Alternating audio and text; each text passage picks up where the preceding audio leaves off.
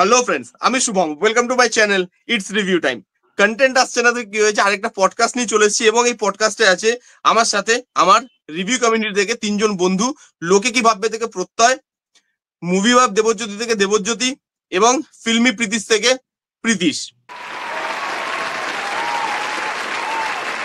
তো এটা আমাদের মানে এমন বাজে অবস্থা ভাই। হ্যাঁ, এটা আমাদের পাঁচবার টেক করলাম, ঠিক আছে।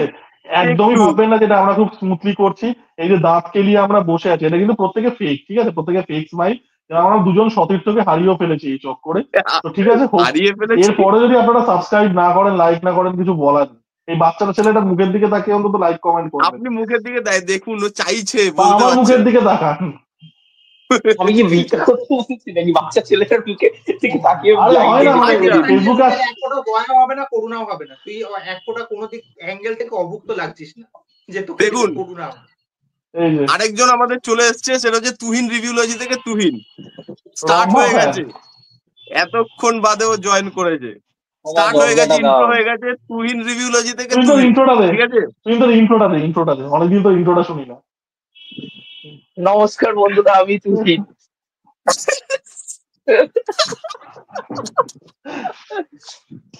এগুলো আমরা কেন করছি বলুন তো? কারণ কন্টেন্ট নেই, সত্যি কথা। কন্টেন্ট সত্যি মানে কন্টেন্ট নেই, আরো অনেক সেই জন্য আমরা আজকে পডকাস্ট ওরকম ভাবে করবো না, আড্ডা করবো, যেটুকু আমাদের ভেতরে যা আছে সেই কথাগুলো বলবো। না, আমাদের আচ্ছা, কাছে প্রথমে যে টপিক, ওরকম ক্রিয়েটিভিটি নেই অন্যদের মতো। যদি নিউজ না থাকে, আমরা টেনে হিসেবে মাটির থেকে উপড়ে নিয়ে জিদ্দার 5টা ভিডিও নিয়ে আসবো, বা দেবদা আজকে ঘুম থেকে উঠে ব্রেকফাস্ট করেছে, মায়ের কাছে বস 3, চ্যালেঞ্জ 3, পাগলু 3, কত কিছু 3, 4 চলে এলো। এইসব আসছে, মানে যেগুলো তারা নিজেরাও জানে না যে আসছে, যেগুলো নিজেরাও জানে না আসছে, এগুলো দিতে ঠিক আছে?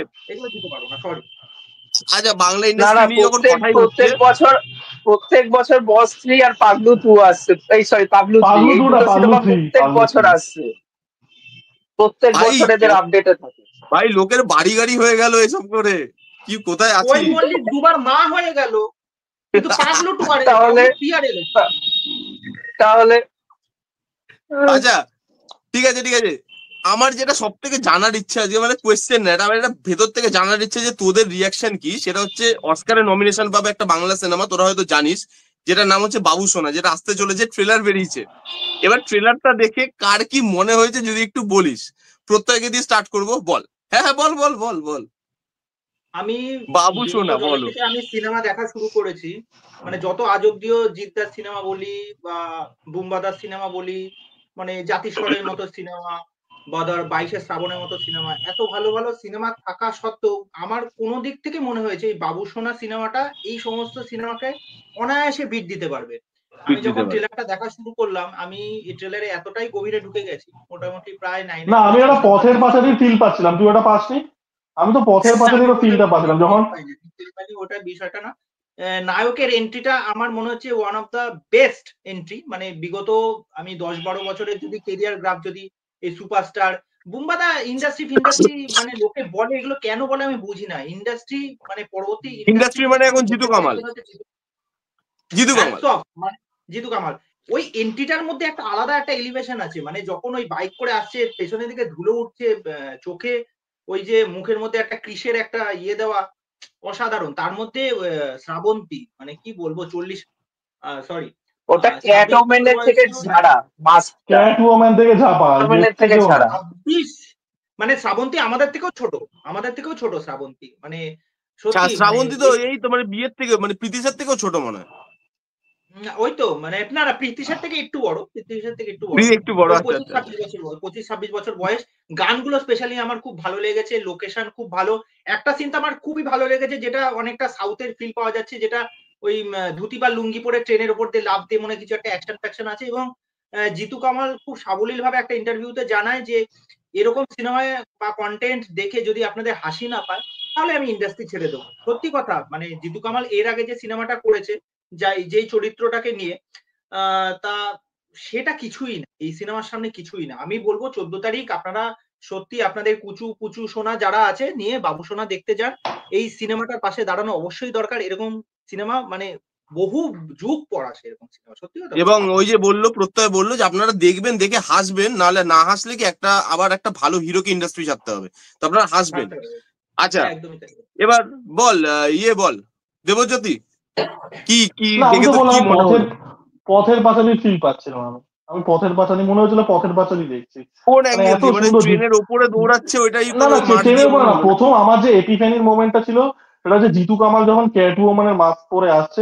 This is peak cinema. Martin Scorsese কি বানায়, জিতু কামাল ক্যাট ওম্যানের ড্রেস পরে কিডন্যাপ করতে যাচ্ছে। এই জন্য আমি সিনেমা ভালোবাসি। আমি অ্যাকচুয়ালি একটা ডেটে ছিলাম, ঠিক আছে, আমি একটা মেয়ের সাথে একটা আচ্ছা ডেটে গেছিলাম। তারপরে আমার আচ্ছা মনে হলো যে এই সিনেমার কাছে আমার যে সেক্স লাইফ, যেটা খুব ভালো চলছে না বাইরে আনফরচুনেটলি, সবাই আমেন লিখে যাবেন, সেটা কিছুই না, এটা তুচ্ছ। এটা হাইয়েস্ট ফর্ম অফ আর্ট। কি গান, গানের কি কথা, ও ম্যাডাম আমি তোর অ্যাডাম। রবীন্দ্রনাথ লিখেছে, রবীন্দ্রনাথ কি লিখেছে, জল পড়ে ও পাতাতে। ম্যাডাম আমি হব তোর অ্যাডাম। আরে ঠিক আছে বাবা, একই তো ব্যাপার। আরে এই কিন্তু শুনো, গানগুলোর ভুল লাইন গাইছে। জানতে চাস না, ফিলটা ফিল কর, ফিল ফিল। ফিল ফিল আকাশ কি ফিলটা ধরার গেছে ও। চেষ্টা করিলাম করে। এই যে ম্যাডাম অ্যাডাম হয়ে যাচ্ছে, এই ফিলটা ভেতর থেকে হ্যাঁ আসবে। মানে তারপর কি আরেকটা অসম্ভব পিক গান বলেছে, সিনেমা। হাওয়া হাওয়া কি একটা গান এইগুলোই বলেছে হচ্ছে। ও, না না হাওয়া আরো হাওয়া। একটা তো মাস্টারপিস গান আছে, কি হাওয়ায় উড়িয়ে দে নাকি, ওই গানটাও তো, ওটাও মাস্টারপিস গান।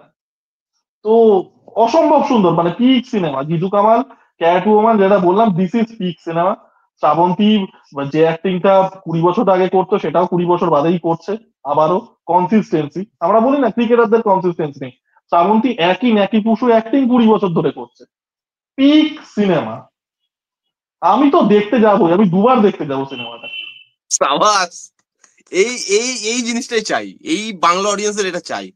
না প্রীতিশ না বল। পারলে আমিও বলবো আপনারা এই সিনেমাটার পাশে দাঁড়ান, পারলে শুয়ে পড়ুন। এই সিনেমাটা কিন্তু সাপোর্ট দরকার। প্রীতিশ বল। না না, এই সিনেমা হলে সিনেমা কি দেখতে গেলে বলবো, লোকে সিনেমার পাশে শোবে কি শোবে না সেটা পরের বিষয়, কিন্তু ওখানে মোটামুটি অনেকে শোবে, সিনেমা হলের ভেতরে অনেকে শোবে। बड़ा हरामी हो बेटा। এই যে বাবু এই হচ্ছে Bangla movie review community Ranveer Allahbadia.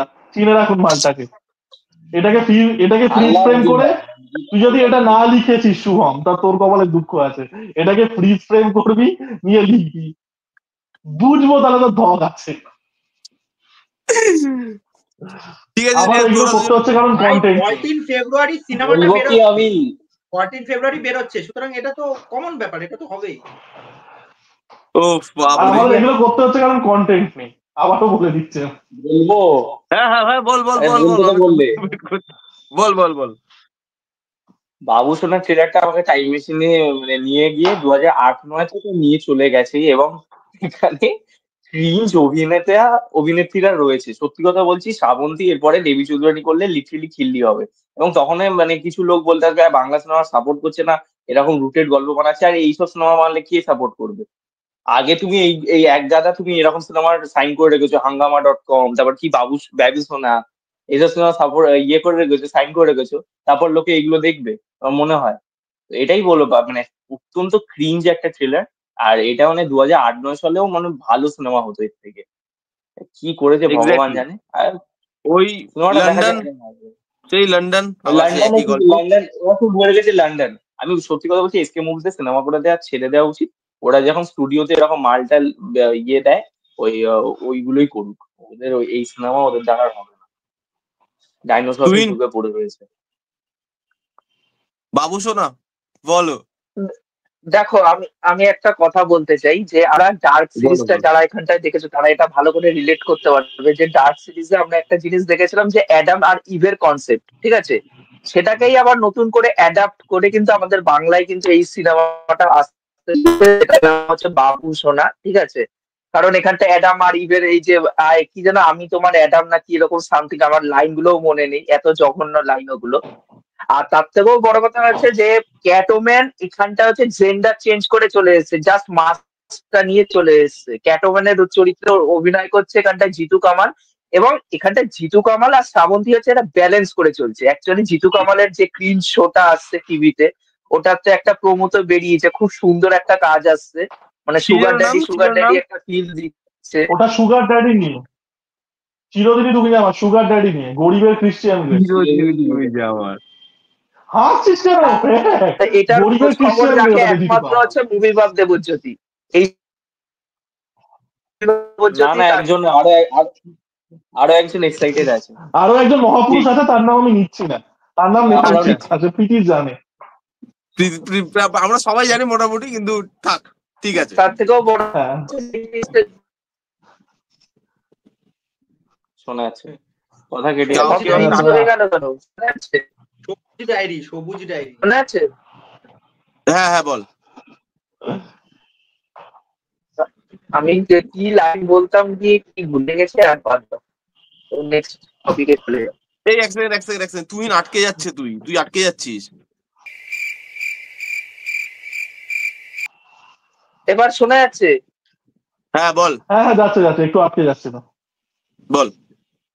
এবার মেন ঘটনা হচ্ছে যে আর শ্রাবন্তীও এখন মানে পুরোপুরি ভাবে একটু ব্যালেন্স করে চলছে। দেবী চৌধুরী রানীর মতন কাজও করেছে এবং তার সাথে সাথে ওই হাঙ্গামা.com লর্ড বনির সাথে কাজ আসতে চলেছে।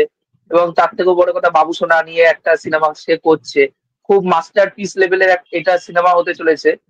আর তার থেকেও বড় কথা, এই যে জিনিসটা হচ্ছে আজকে বাংলায়, আমি সিরিয়াস টপিকে আসতে চাই যে এই যে জিতু কামালের মতন একজন ভালো অ্যাক্টর, যাকে আমরা অপরাজিতর মতো সিনেমাতেও দেখেছি, কিন্তু তাকে বাধ্য হয়ে কিন্তু এইসব কাজ কিন্তু করতে হচ্ছে। স্ক্রিপ্ট সাইন করে কি করে এরকম ধরনের একটা, আমি বুঝতে পারি না। সেটার জন্য না, এবার ইন্ডাস্ট্রিতে সার্ভাইভ করতে গেলে তো তোমাকে তো এইভাবে তো চলতেই হবে। তোমাকে কিছু খাজা গল্প চুজ করতে হবে, কিছু ভালো গল্প চুজ করতে হবে। যেরকম অঙ্কুশ তো নিজেই বিভিন্ন ইন্টারভিউতে বলেছে যে কিছু কিছু সময় টাকার জন্য করতে হয়। তো এইভাবেই জিনিসগুলো চলে, কিন্তু আমি এইটাই একটা মিনিমাম লেভেল তো মেনটেন করা যেতেই পারে, তাই না? মানে আমার যেটা মনে হয়। না, কিন্তু দেখতে হবে production house SK movies. Akshay Kumar বছরে যে কটা সিনেমা করে, কয়টা ব্লকবাস্টার দিতে পেরেছে? অক্ষয় কুমারের যা ক্যারিয়ার চলছে, তাহলে তা কিসের জন্য করছে? পয়সার জন্যই করছে। পয়সা তো কম নিচ্ছে না কারো কাছ থেকে, পয়সা তো ঠিক নিয়ে নিচ্ছে, এটাই ব্যাপার। এরকম ধরনের ভাই মানে কোয়ালিটি। চল, এটা তো হলো একটা। এবার তোরা সবাই মোটামুটি জানিস যে রণবীর এলাহাবাদিয়া এবং সময় রায়না খুব বড় নাম, দুজন বড় কন্টেন্ট ক্রিয়েটার, এবং প্রচুর লোক তাদেরকে ফলো করে, ইন্সপিরেশন মানে, ঠিক আছে। এবার এই যে দুটো লোক একটা কমেন্ট করেছে, এবং যেটা খুবই বাজে একটা কমেন্ট আমার মতে, যেটা একটা ওপেন প্ল্যাটফর্মে কখনোই বলা যায় না কাউকে, সেটা তারা করেছে। এইটা নিয়ে তোদের কি মতামত, এবং এরকম ধরনের কমেন্ট ওপেন প্ল্যাটফর্মে করা যায় না সেটা নিয়ে তোরা এক এক করে কেউ যদি বলিস, দেবো যদি তুই বলিস আগে। দেখ, আমি একটা কথা বলবো, এবং এটা শুনতে অপ্রিয় লাগবে, কোনো জিনিসের সোসাইটির ডিমান্ড না থাকলে না, সেটা উঠে আসে না অ্যাজ আ কন্টেন্ট। আজকে সময় রায়না বা আজকে যে কোনো কন্টেন্ট ক্রিয়েটার, আমাদের বাংলাতে এরকম উল্টো পাল্টা রোস্টিং এর অনেক চ্যানেল আছে যারা বডি শেমিং করছে, মিসোজিনিস্টিক জোকস বলছে। There is demand in the society, তাই জন্যই কিন্তু এদের সাবস্ক্রাইবার বাড়ছে, লোকে এটা দেখতে চাইছে। তালি কিন্তু এক হাতে বাজছে না, ঠিক আছে? আমি শুধুমাত্র রণবীর আলাহাবাদিয়াকে বলতে পারি, আমি শুধু সময় রায়নাকে বলতে পারি না। তারা আজকে এই জাতীয় গার্বেজ কন্টেন্ট, যেটা তুই বললি অফেন্সিভ, নোংরা, ভালগার জিনিস বানাচ্ছে, কারণ সেটার ডিমান্ড আছে। তালি কিন্তু দুদিক দিয়েই বাড়ছে, দর্শক খাচ্ছে। লোকে এবার দেখুন, আমাদের সমস্যাটা হয়ে গেছে, আজকে যারা রণবীর আলাহাবাদিয়াকে ক্রিটিসাইজ করছে, তারাই সময় রায়নাকে অন্য সময় তাদের ক্লিপ শেয়ার করে, তাই না? এই জিনিসটা কিন্তু ব্যাপার। এবার রণবীর আলাহাবাদিয়া যেটা বলেছে, প্রথমত আমি জানি না কথাটার মধ্যে হিউমারটা এক্স্যাক্টলি কোথায়, মানে জিনিসটা হাসি কোথায় পাচ্ছে, এটা প্রথম কথা। আর দ্বিতীয় কথা তো অবশ্যই ডিপলি একটা অফেন্সিভ,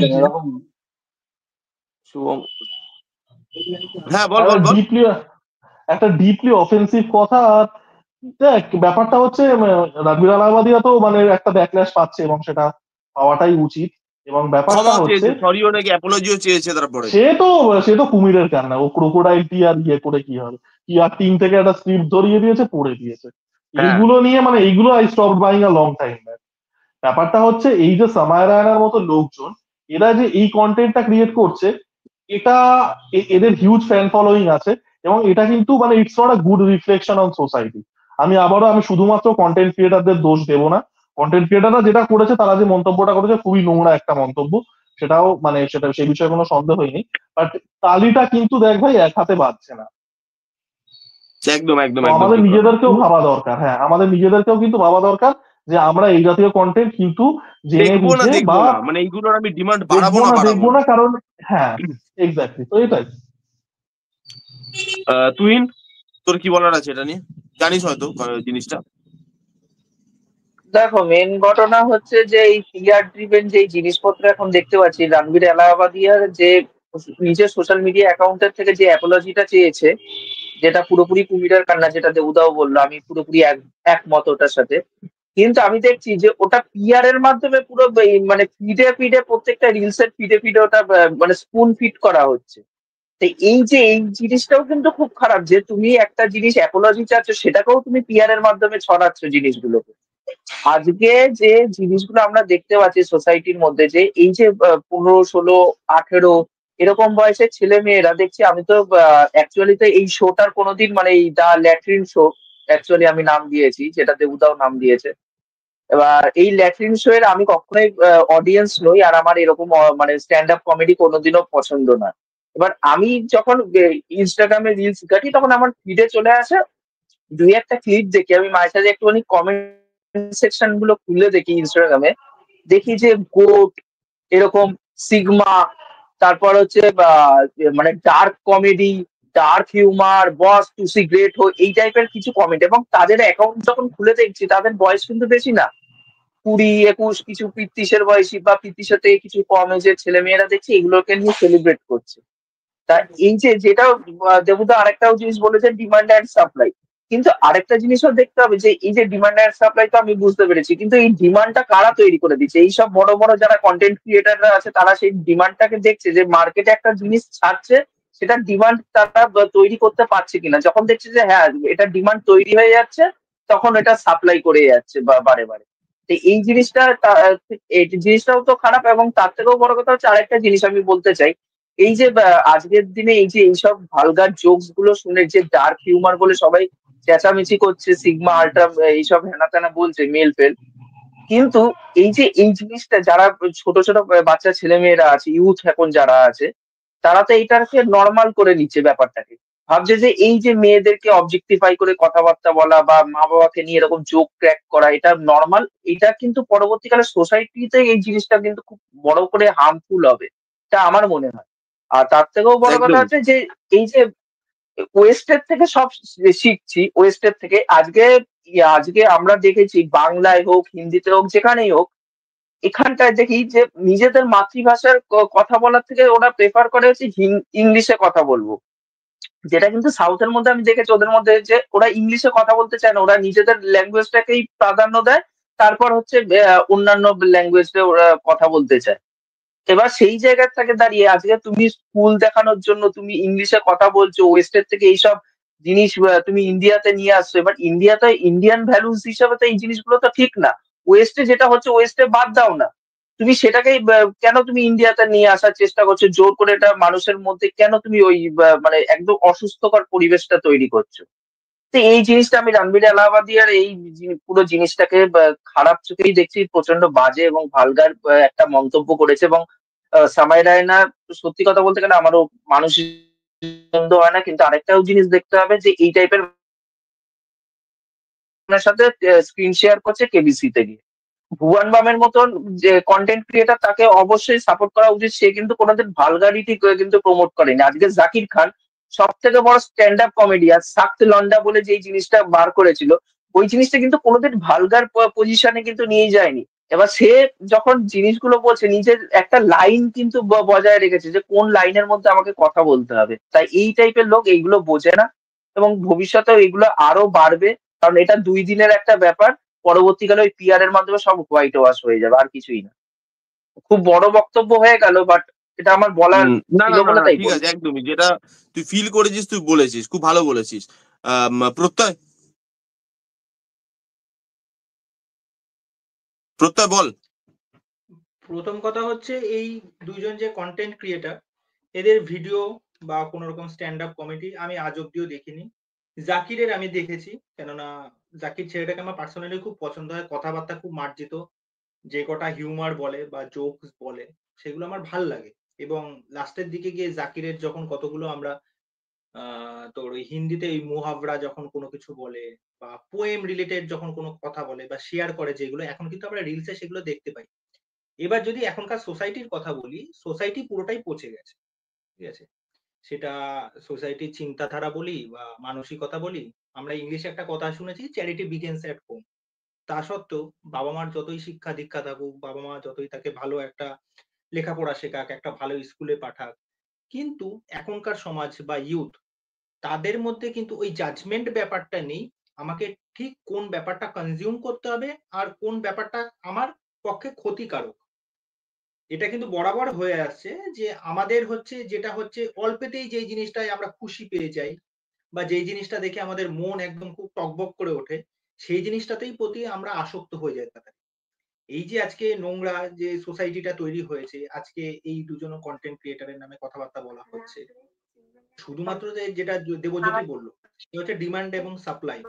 অবশ্যই এই যে মা-বাবাকে নিয়ে মতামত প্রকাশ করছে বা মেয়েদেরকে অবজেক্টিফাই কথা বলছে, মেয়েদের কাছে বা এই সমাজের কাছে মানুষ এই জিনিসটা কিছু সংখ্যক মানুষ, আমি যদি ভাগ করে নিই ১০০ জন মানুষের মধ্যে সাপোজ ১০ জন এই বিষয়টাকে নিয়ে ধর কথা বলবে। আর বাকি ৯০ জন বলবে দ্যাটস অল বুলশিট, পাকা। মানে তাদের কাছে এই জিনিসগুলো কোনো ম্যাটারই করে না।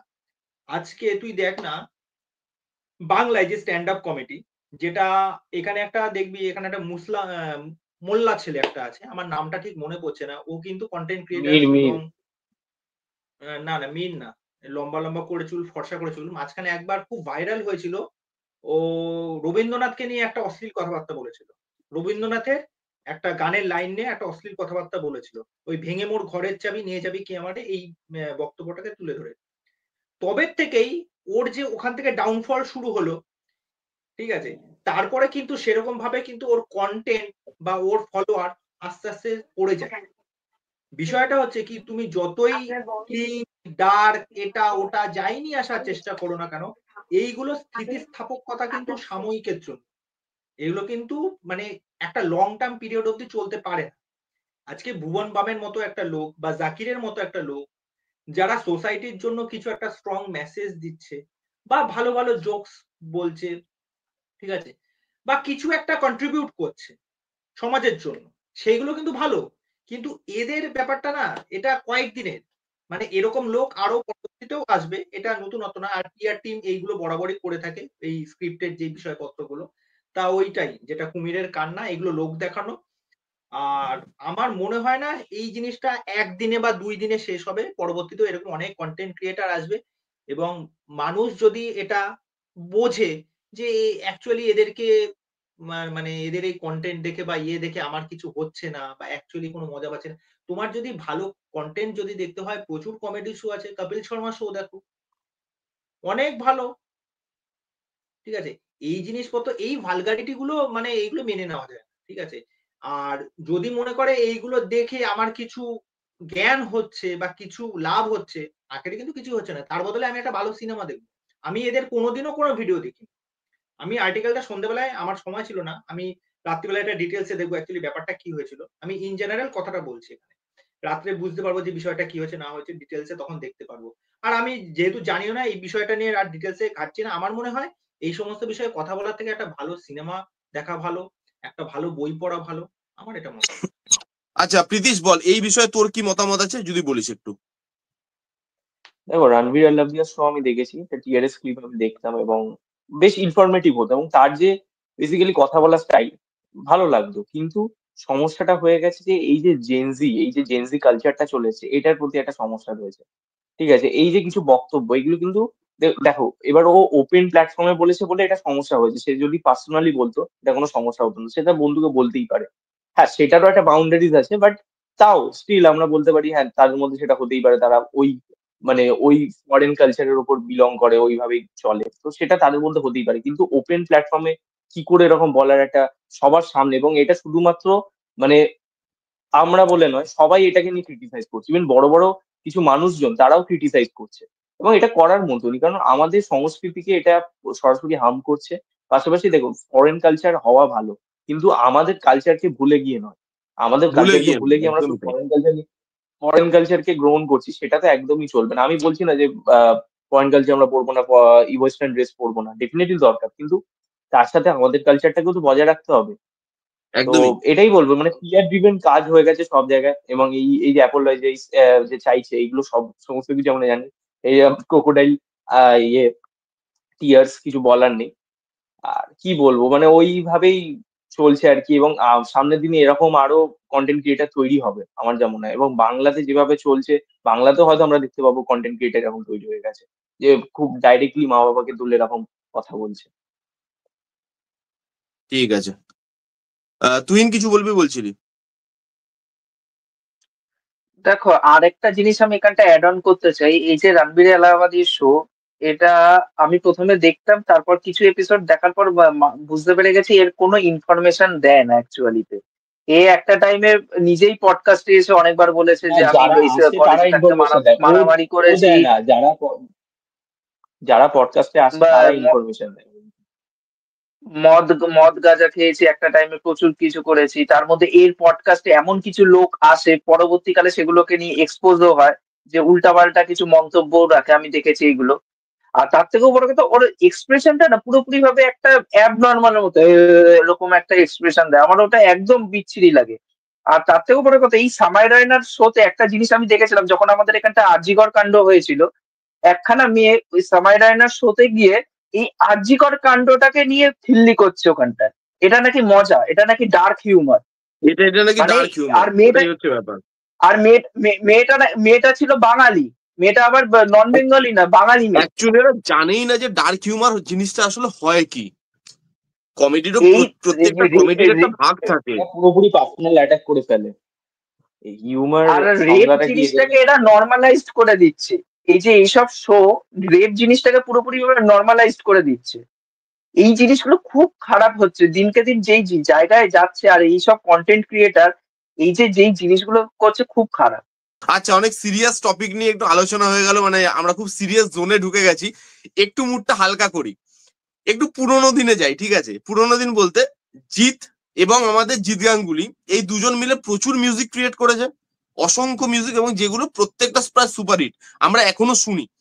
সেই জড়িটা কামব্যাক করতে চলেছে খাকি দ্য বেঙ্গল চ্যাপ্টারে, যেটা রিসেন্টলি খবর এসছে, জিৎ গাঙ্গুলি মিউজিক করছে খাকি দ্য বেঙ্গল চ্যাপ্টারে। এই মিউজিক অ্যালবামটা বা খাকির মিউজিক অ্যালবামটা নিয়ে তোরা কতটা এক্সাইটেড, এবং এই যে জড়িটা, এই জড়িটার থেকে তোদের কি মেমোরিজ জড়িয়ে আছে সেই সেই আমরা আমাদের ছোটবেলায়, যদি একটু একটু করে তোরা শেয়ার করিস।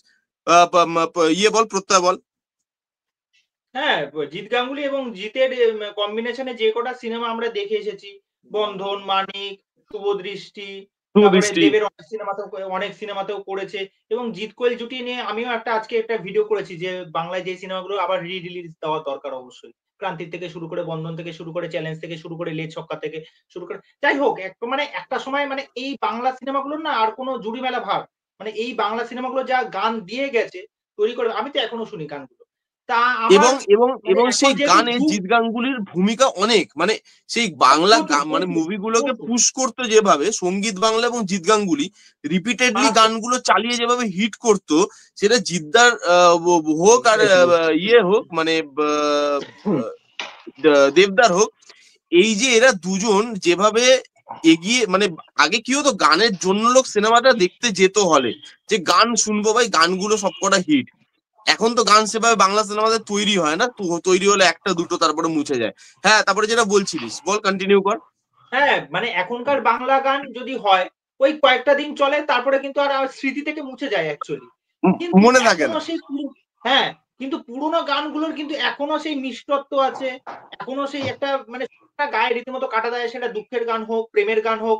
পিন্টু যেরকম মানে একবার বলেছিল যে প্রেম আমার সিনেমায় যে গানগুলো, ঠিক আছে, বন্ধনের গানগুলো, ঠিক আছে, দেবদার সিনেমার গানগুলো, প্রত্যেকটা মানে এখনো শুনলে ভাল লাগে। ভজ গৌরাঙ্গ থেকে শুরু করে, ডানা মেলে উড়ে গেলে গান, মলা মলা গান, আরো কত কিছু আছে। মানে গানের মানে জিৎ গাঙ্গুলি এবং তার স্ত্রী, কেননা তার স্ত্রী জিৎ গাঙ্গুলি একটা ইন্টারভিউতে বলেছিল তার স্ত্রী গানের ক্ষেত্রে অনেক কিছু লিরিক্স কিন্তু অনেক সাহায্য করেছিল লিরিক্সের ক্ষেত্রে, তার বউ, ঠিক আছে। তা এখন সময় পাল্টেছে, যুগ পাল্টেছে, খাকি বেঙ্গল চ্যাপ্টার আসছে, জিৎ গাঙ্গুলি এবং জিৎ আছে। এবার সেই ব্যাপারটা তো হয়তো থাকবে না, এই গানের মধ্যে রোমান্টিক বা অন্য সমস্ত ট্র্যাক তো আমরা শুনতে পাবো না। এবার যেহেতু কন্টেন্ট যেহেতু এরকম, সেরকম এনার্জেটিক গান হয়তো শুনতে পাবো, এবং দেখা যাক কি কি গান আসে, আশা করি ভালো হবে। চলো, দেবজ্যোতি এক্ষুনি ঢুকলো, তাই ওর জন্য আরেকবার কোয়েশ্চেনটা আমি করে দিচ্ছি। খাকি দ্য বেঙ্গল চ্যাপ্টারে জিৎ গাঙ্গুলি মিউজিক দিচ্ছে, এটা বোধহয় জানিস। এবং জিদ্দার জিৎ গাঙ্গুলি এই এই কম্বিনেশনটা এত ভালো ভালো মিউজিক আমাদেরকে প্রোভাইড করে এসেছে আগে, যখন আমরা ছোট থেকে বাংলা সিনেমা দেখছি, বড় হচ্ছি, সঙ্গীত বাংলায় চলতো। তো এই যে কম্বিনেশনটা অনেকদিন বাদে ব্যাক করছে, তো এইটা নিয়ে তোর কি মানে কি রকম কি এক্সাইটেড, এবং ওই পুরোনো বাংলা গানগুলোর মানে মেমোরিজ তোর মধ্যে কি কি আছে আর মানে শুনতিস দেখ না?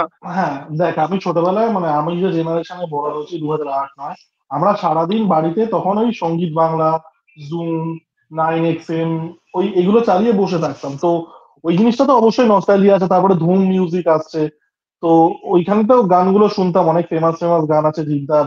আই থিঙ্ক মানে জিদ্দার সিনেমায়, দেবদাস সিনেমায়, সেই সময় বাংলা সিনেমা কম্পারেটিভলি যে রিমেক এরাটা যেটাকে আমরা বলি, এটা ভালো চলছে, ও সিনেমা সেই সময় পপুলার হচ্ছে।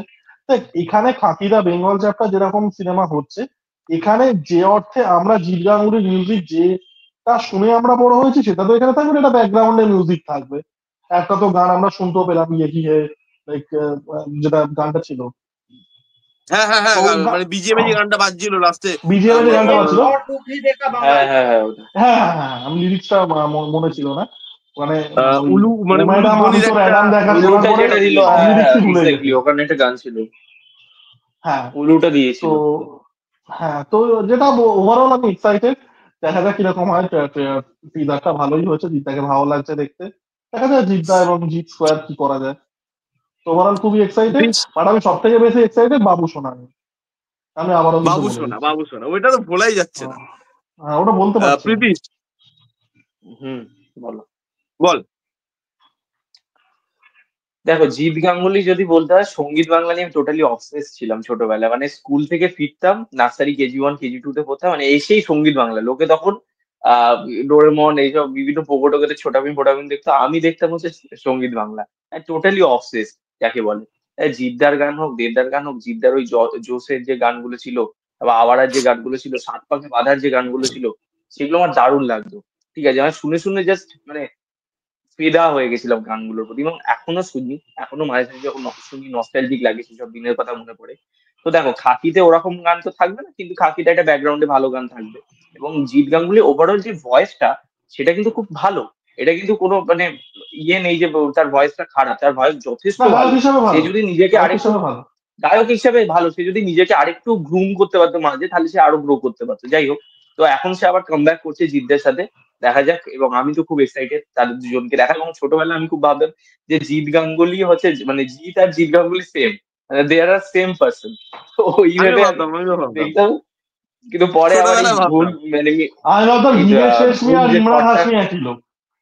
আমি ভাবতাম হিমেশ আর ইমরান হাশমি একই লোক।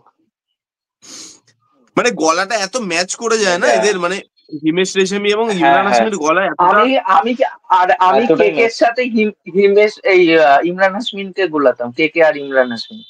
তুই রম্ভার সাথে কাকে কাকে গুলিয়েছিস, তুই আগে সেটা বল।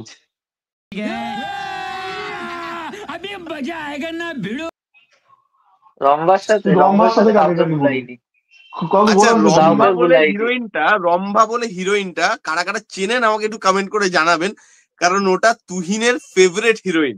আপনাদের কাদের কাদের ক্রাশ ফেভারিট ওটা একটু কমেন্ট করে জানাবেন। Celebrity crush. আচ্ছা, তো তুহিন তুই কিছু বলবি এই এই বিষয়টা নিয়ে, এই যে জিৎ গাঙ্গুলি এন্ড জিদ্দার দেখো কি মেন ঘটনা আমি যে প্রথম থেকে শুরু করতে চাই যে রম্ভা থেকে? নীরাজ পান্ডে, সরি ও না না আচ্ছা নীরাজ পান্ডে। রম্বার ওকে থেকে ওকে আসতে একটু টাইম লাগছিল বলে তাই আমি ডিরেক্টরের নামটা ভুলে গেছিলাম মাঝখানে। ওকে। তুই রিফিউজি নিয়েও নীরাজ কথা পান্ডে বলতে কিন্তু পারিস, একটা হ্যাঁ তুই রিফিউজি নিয়েও কথা বলতে পারিস। না রিফিউজি আমি দেখিনি, রিফিউজি তুই সিনেমাটা আমি রিফিউজি খাপছাড়া দেখিসনি? দেখেছি। তুই রম্বার সুপার ফ্যান, তুই রিফিউজি দেখিসনি? আমি ছাত্রাবাসী দেখেছি। ছি ছি, তুই ছাত্রাবাদী সব দেখে দেখেছিস? এখন যাতে আরে বললে তুমি আরো ছাত্রাবাসী না, চেপে ধরবো ওই জন্য বলছো। আমি ভাই বাঙালির ছেলে, গর্গ না না চ্যাটার্জি আমার না বাবা, না, আমি এটা ছত্রপতি দেখিনি। বাংলাতে ছত্রপতি বলে, ছাত্রপতি বলে না। ছাত্রপতি বললে আরে ওটা আমি বাংলায় বাংলাতে রিমেকটার কথা বলছি, আমি ছত্রপতি সিরিয়াসলি দেখিনি, প্রভাসের সিনেমা। ও রিফিউজিটা ছত্রপতি রিমেক না, হ্যাঁ ওই যে হেভি সিনেমা, সাউথের যে সিনেমাটা ছাত্রাবাসী হেভি সিনেমা, হেভি সিনেমা ছাত্রপতি আর IB71, ওই যে বিদ্যুৎ জানওয়ালের যে ছবিটা ছিল, ওটা একসাথে ক্ল্যাশ করেছিল। মনে আছে ওই আচ্ছা মে মাসে। ওর তুই কোনটার সাথে কোনটা গুগল আছিস? ছাত্রাবাতি অনেক পুরোনো সিনেমা, প্রভাস আছে ওই আরে বইটা, ওটা তো ছাত্রাপাতি বেললাম বহু কোনটা পুরনো রায় সিনেমা ছিল। ভাই। না না না না হিন্দিতে 2023 রিমেক যেটা এলো করেছে। ছাত্রবাদী। না ছাত্রাবাতি ওটা হিন্দিতে পরে রিমেক ছিল, করেছে পেন স্টুডিওস। ওটা রিমেক।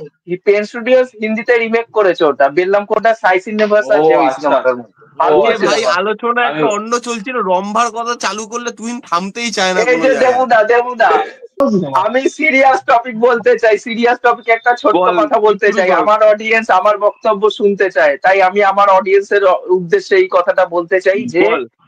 আজকে যখন নীরাজ পান্ডে একটা মাস্টার স্ট্রোক ফেলে দিয়েছে এই খাকি দা বেঙ্গল চ্যাপ্টারের মধ্যে, কারণ নীরাজ পান্ডে কিন্তু এখানে অনেকে হয়তো জানতেও পারে এই ব্যাপারটা, নীরাজ পান্ডে কিন্তু অ্যাকচুয়ালি কলকাতারই ছেলে, ওনার জন্মকর্ম সব এখানটাতেই, কিন্তু পরবর্তীকালে উনি হাওড়ার ছেলে, হ্যাঁ বলিউডে চলে যায় ওখানটা। হাওড়ার ছেলে। হ্যাঁ হাওড়ার ছেলে, পরবর্তীকালে উনি এই বম্বে চলো, শিফট করে যায়, ওখানটা মূলত কাজ করে। আমি কি হলো? আজকে পডকাস্ট থেকে বিদায় নিচ্ছি। আমার তারা একটু লেগে গেছে, কেননা বাড়িতে একটু আর্জেন্ট একটা কাজ পড়ে গেছে। ঠিক আছে, ঠিক একটু আছে, যেতে হ্যাঁ হবে আমার। টাটা। ঠিক আছে, দেবদা টাটা দেবদা। Tata tata. তা এবার সেই জায়গা থেকে দাঁড়িয়ে তার জন্ম যখন এখানটা, এবার সে কিন্তু বাংলা কালচার সম্বন্ধে কিছুটা হলেও জানে। আর তার থেকেও বড় কথা, এই যে বাংলার জিনিসটা যে ঢুকিয়েছে, যে ব্যাকগ্রাউন্ড স্কোরের মধ্যে যেটা শুনতে পাচ্ছি উলুধ্বনি, তারপর এই যে বাংলা যে মানে ডক এরিয়ার ঘটনাটা দেখতে পাচ্ছি, যেটা রিয়েল ইনসিডেন্ট থেকে ইন্সপায়ার্ড হয়ে এই সিরিজটা নির্মাণ করা হয়েছে। আর তার থেকেও বড় কথা, জিৎ গাঙ্গুলি যেহেতু আমাদের বাংলায় খুবই একজন পপুলার ফেস, তাকেও কিন্তু এই মানে এই কারণেই নেওয়া হয়েছে, যেহেতু বাংলার অডিয়েন্স যাতে কানেক্ট করতে পারে, চাইলে কিন্তু অন্য কাউকেও এখানটা অ্যাসোসিয়েট করতে পারতো এই প্রজেক্টটার সাথে, বাট জিৎ গাঙ্গুলি যেহেতু নন ফেস বলে তাকে এইখানটা অ্যাসোসিয়েট করা হয়েছে। এবং জিৎ গাঙ্গুলি হচ্ছে মানে ছোটবেলাকার একটা ইমোশন, তার প্রত্যেকটা গান এখনো পর্যন্ত আমাদের আমিও শুনতে খুবই ভালো লাগে, প্রত্যেকটা গান আমি এখনো চলে চার যাবো। বাস হয়। এবার সেই জায়গায় দাঁড়িয়ে আমি খুবই এক্সাইটেড আছি। এবার দেখুন, লারে লাপ্পা তো গান হবে না এখানটা সিচুয়েশন বেসড গান হবে, যেগুলো ব্যাকগ্রাউন্ডে হয়তো চলবে, সেগুলো রিয়েলিস্টিক জোনের মধ্যেই বিচরণ করবে। তাই আমি খুবই এক্সাইটেড আছি এই প্রজেক্টটা নিয়ে, এবং জিৎ গাঙ্গুলি এবং জিৎ, যে সুপারস্টার জিৎ, তাদের দুজনের কোলাবোরেশনটা আমি দেখতে চাই। এটাই ছিল বলা। আচ্ছা আচ্ছা, এবার একটা এটা কোনো কোয়েশ্চেন না, তোরা তিনজন একটা করে সিনেমার নাম বলবি, ঠিক আছে? এই যে প্রত্যেকটা সিনেমা রিলিজ করছে তো, সানাম তেরি কসম রিলিজ করলো, প্রচুর বড় হিট হলো, ইভেন এখনো চলছে, লোক পাগলের মতো দেখতে যাচ্ছে। বাংলাতেও শুধু তোমারই জন্য বোধহয় রিলিজ করলো রিসেন্টলি, শুধু তোমারই জন্য রিলিজ করলো, তোমারই জন্য সেটাও ভালো সেইভাবে চলছে না, চলছে না না? চলছে না। কিন্তু আমি দেখলাম কিছু লোক দেখতে যাচ্ছে, হোয়াট এভার না হোয়াট শুধু এভার। তোমারই জন্য, মানে ওই এসবিএফ যদি এর তুমি যদি সানাম তেরি না না সানাম এসবিএফ তেরি চেনে কসমের যদি সাথে যদি সিনেমাটা কম্পেয়ার রিলিজ করতে করে, যাও, বাদ বাকি এসবিএফ এর যদি চেনেই শুধু চলছে শুধু তোমারই জন্য। হ্যাঁ বলো বলো। এবার বাদ বাকি যারা মাল্টিপ্লেক্স ওনাররা আছে, তাদের ওখানটাও তো রিলিজ করাটা দরকার। আজকে এসবিএফ তো সব জায়গায় তো নেই সেটাই অ্যাভেলেবেল। আমি শুধু তাহলে দেখলাম কি করে এসবিএফ তো, সিনেমাতেই চলছে, এসবিএফ আর সিনেমাতেই চলছে। সবাইকে বলে দিই যে শুধু তোমারই জন্য যারা যারা দেখেননি, হলে গিয়ে এক্সপিরিয়েন্স করতে চান, যান দেখে আসুন, খুব ভালো একটা সিনেমা। এবার একদমই দুবাই তাই, গিফট এটা আছে। হলেই দেখার মতো। হ্যাঁ, একটা করে সিনেমার নাম বলবি তোরা, যেই সিনেমাটা তোরা চাস যে আরেকবার মানে রিলিজ হোক, তোরা হলে গিয়ে এক্সপিরিয়েন্স করতে চাস। তুই একটা সিনেমার নাম বল, একটাই সিনেমার নাম বলবি, যে যেটা তোর বড় একটা স্ক্রিনে দেখার একটা ইচ্ছে আছে। আমার ইচ্ছা আছে আওয়ারা পান দেখা। আওয়ারা পান সিনেমাটা আমার খুবই কাছের একটা বাংলা সিনেমা। আমি বাংলার কথা বলছি, মানে বাংলা সিনেমা, বাংলা বাংলায়, সিনেমা। তাহলে হ্যাঁ, বাংলায় যদি বলো তাহলে আমি সাথী দেখতে চাই। এটা সাবাস, 22 দেশ বলো, যাই গুড বলো, চয়েস, সাথী সাথী গুড সাথী চয়েস। আমি দেখতে ওই চাই। ট্রেনে ওঠার সিনটা দেখতে চাই, ওই ট্রেনে উঠছে, লাভলি। আইকনিক এখনো পর্যন্ত। প্রীতিশ, কোন সিনেমাটা দেখতে চাস বড় স্ক্রিনে? আমি দেখতে চাই দুই পৃথিবী। আমার আনসারটা বলে দিল, আমিও তাই বলতাম, শেষে ও বলে দিল। আমার চ্যালেঞ্জের ইচ্ছে ছিল, বাট তুমি একটা বললে যে বাংলার মধ্যে বলছিস? বাংলা বাংলা বাংলা কোন সিনেমাটা রিলিজ হোক, বড় স্ক্রিনে দেখতে চাস তুই? আলো। মানে আলো। আলো মানে ঋতুপর্ণা সেনগুপ্তর আলো। হ্যাঁ what a lovely film, right? মানে কি সিনেমা ওটা। আর যদি ওভারঅল বলিস তাহলে দেবদা আমি একটু চাই artistic। মারাত্মক ভাবে ভাই শিপ অফ থিসাসটা যাতে রিলিজ করে। শিপ অফ থিসাস হচ্ছে কোনটা? তুম্বারের যে শিপ অফ থিসাস। ও হ্যাঁ হ্যাঁ হ্যাঁ, রাইট রাইট। ওকে তুম্বারের অনিল বার্বের ডিরেক্টর। হ্যাঁ, তো মিষ্টি ওটা বন্ধুরা অসম্ভব, দেবদা হচ্ছে মানে আমাদের ওটা সিনেমাটোগ্রাফিটা এত সুন্দর, মানে ওটা মানে তুম্বারেরও অসম্ভব সুন্দর, আর শিপক সিজনের মানে সিনেমাটোগ্রাফিটা এত কিন্তু তুমবারে সুন্দর। আমার একটা কমপ্লেন ছিল, সিনেমাটা আমি রিলিজ করেছিল যখন আগের বছর আমি হলে দেখতে গেছিলাম সিনেমাটা, আমিও গেছিলাম। মানে আইনক্স এর মতো স্ক্রিনেও প্রচন্ড কালো ডার্ক একদম, ওটা বোঝাই যাচ্ছে সেটা না। তো দেখ, সেটা তো এইটা ওদের আমার খুব যে ডার্ক অসুবিধা ফ্যান্টাসি হয়েছিল। এরা টানা না। দেখ কোন সময়ের কথা হচ্ছে সেটা বোঝ, যে এটা তো একটা 20th সেঞ্চুরির আর্লিয়ার আমি ঘটনা চলে বলছে। গেলাম, সে টাটা সময় টাটা টাটা সে টাটা, সময় তো চলে ইলেকট্রিসিটি গেলাম। আসেনি, তাই না? তো ওইখানকার ওই অ্যাস্থেটিকটা ইলেকট্রিসিটি আসার আগে ওটাকে তো তুই ন্যাচারাল লাইটে ক্যাপচার করলে ওরকমই আসবে। তো ওকে, বুঝতে ইভেন পেরেছি। শিপ অফ থিসাসেও খুব সুন্দর ন্যাচারাল লাইটের ব্যবহার আছে এখন। তো ওই সিনেমাটা আমি দেখতে চাই, আর বাংলায় আলো অবশ্যই। আর আর না আর আরেকটা ইয়ে তুমি আর এবার জিনিস, মেন পাগলু, আর স্ট্রিম, না অবশ্যই না মেন পাগলু। স্ট্রিমের মধ্যে বলো একটু, না না মেন পাগলু স্ট্রিমের মধ্যে একটুখানি পাগলু বলো, অবশ্যই। খিল্লি না করে খিল্লি না করে মেন ইয়ে, স্ট্রিমের মধ্যে। আর প্রসেনজিৎ চ্যাটার্জির একটা সিনেমা আছে রণক্ষেত্র বলে, ওটা দেখতে চাই। আর ওকে, হিন্দির মধ্যে হিন্দির মধ্যে খিল্লি করে বলো না করে? দুটোই বলো, খিল্লি আর সিরিয়াস দুটো দেখি শুনি। হিন্দির মধ্যে আমি যদি সিরিয়াসলি বলি, রাংদে বাসান্তিটা আমি হলে গিয়ে দেখতে পারলে খুব ভালো হবে। আর কি, এই তো। ওকে। তোর এইটা হচ্ছে, আচ্ছা লাস্ট, আজকে সবাই কমে গেছে বুঝতে পারছেন, মানে মানে লোক আস্তে আস্তে কমছে। এবার এরা দুজনে চলে যাওয়ার আগে এটা লাস্ট কিন্তু শুভম কোশ্চেনটা জোর করে, করে করাচ্ছে, শুভম কিন্তু আমাদের জোর করে করাচ্ছে। শুভম বলছে কন্টেন্ট নেই, তোদের এটা করতেই হবে, ঠিক আছে? এই জন্যই লোকে চলে তার মধ্যে যাচ্ছে। পেমেন্ট দেয়নি আমাদের, কিন্তু আগের পডকাস্টের পেমেন্টটা আটকে রেখে দিয়েছে, এই হ্যাঁ, হ্যাঁ, পডকাস্টেও পেমেন্ট এগুলো দেবে কিন্তু বলেছে। ব্যাপার। ভুলভাল কথাবার্তা। না না, লাস্ট কোশ্চেন, তার এরা দুজন মধ্যে চলে যাওয়ার আগে, যে পডকাস্টে আমি একাই বসে আছি, তার আগে লাস্ট কোশ্চেনটা করে দিই। 14 তারিখে যে দুটো মানে সিনেমা বেরোচ্ছে, ক্যাপ্টেন আমেরিকা, এবং এই কি বলছি আমি, ক্যাপ্টেন আমেরিকা কি বলছি, ইয়ে, captain America brave new world.